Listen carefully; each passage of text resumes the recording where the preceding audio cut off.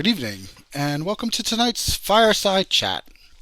I'd planned tonight to talk about Martin Luther King Jr. and his ideas of time that he talks about in his famous letter from a Birmingham jail. However, when I went into the office on Tuesday to do some reading for my sermon this Sunday, I realized, based on the gospel, that what I had planned to say tonight was actually perfect for Sunday. So I'm going to save it for Sunday. Just a little thing that you could look forward to. But then I was scrambling. What am I going to talk about tonight? Certainly today was a big day for our country as we swore in a new president. I thought about maybe talking about the inauguration. But a couple of Sundays ago, I think I said all I really want to say about any of that. Also, I didn't really want to talk about politics tonight, even though I know that that's what's on our minds today. So what to talk about? Well, yesterday, the bishop of the ELCA had a webinar about a new initiative in the ELCA they're calling Future Church. And I had not planned on attending the webinar, mainly because I find things that happen at the national level of the church, they have very little to do with my ministry. Even things that actually happen on a synodical level usually have very little to do with the ministry that we do here. But because there were technical difficulties with the webinar, they released it on YouTube today. So I watched it in hopes that it would give me something to talk about tonight. And I will say I agree with what the ELCA is trying to achieve. Fully behind the goals of this initiative.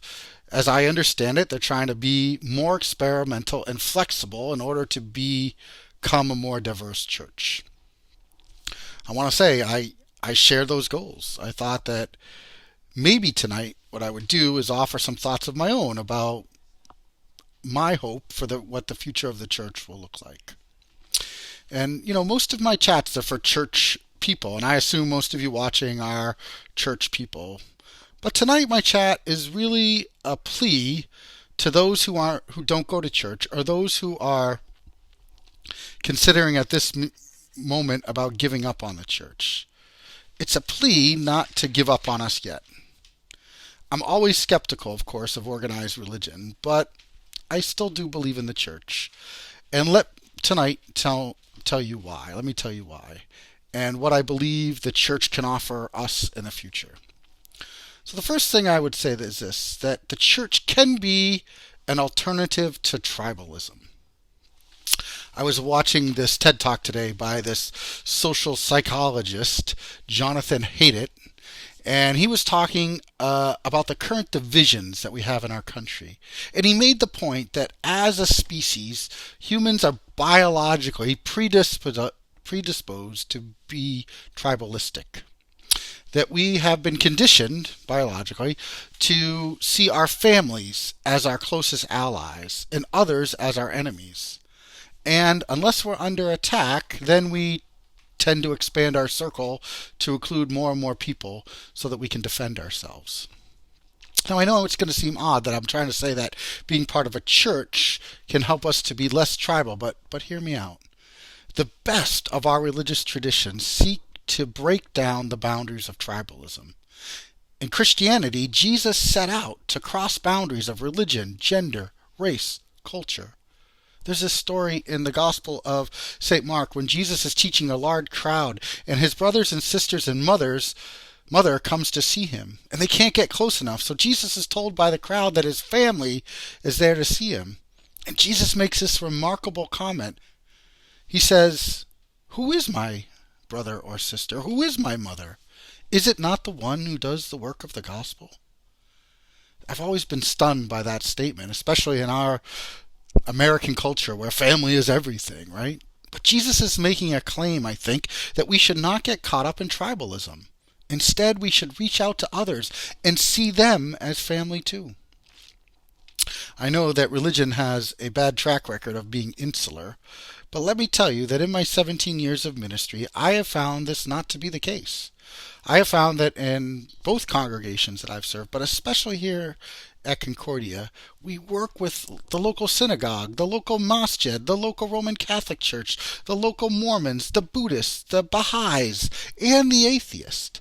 There are things that make us different, like how we worship, or the organizing of our religions, or the words that we use, or the scriptures that we might read.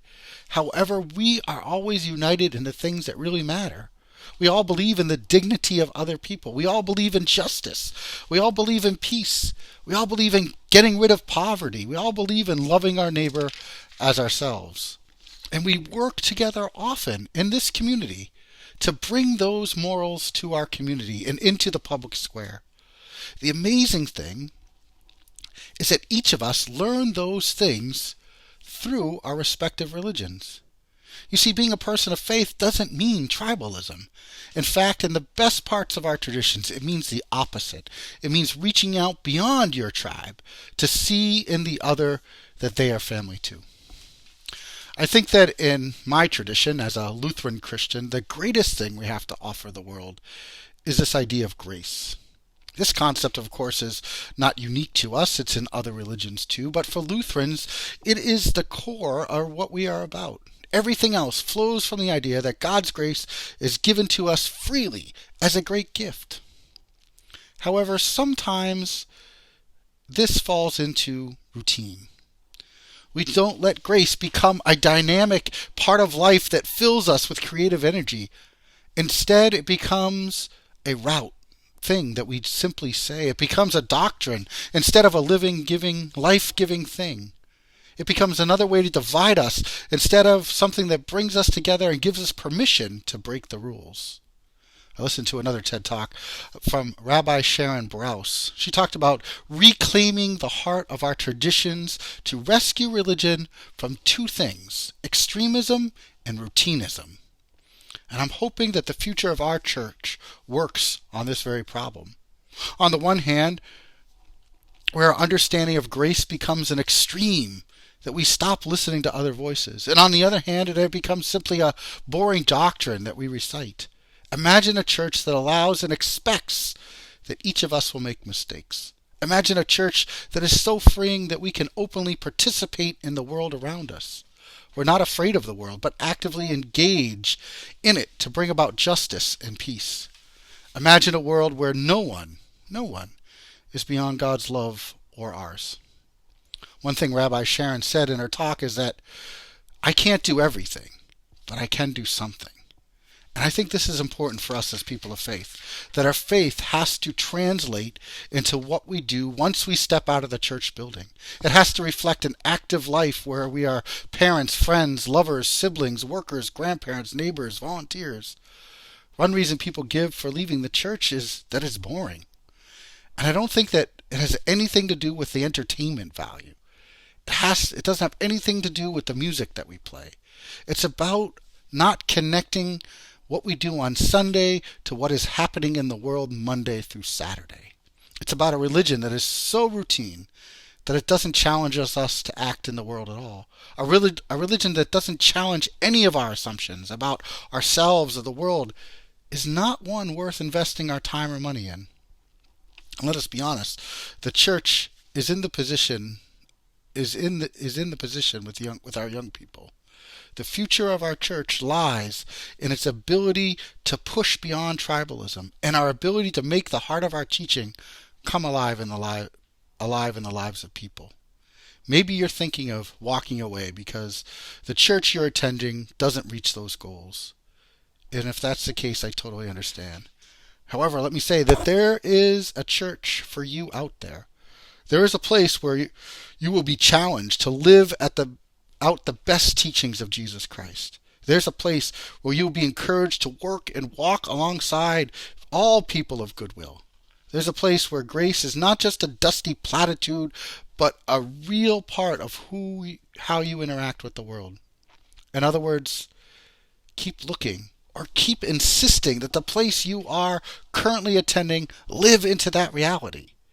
You can be the change that you desire to see in the church. You can be a leader in our church that helps us push forward into something even more than we thought we could be. Because it will be in the dynamic living out of our deep values that we find a church that's not just worth attending, but a church worth giving our time, talent, and treasure to.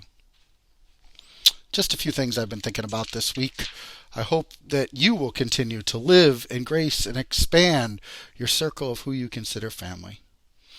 Thank you for joining me tonight, and until next week, may God continue to bless you.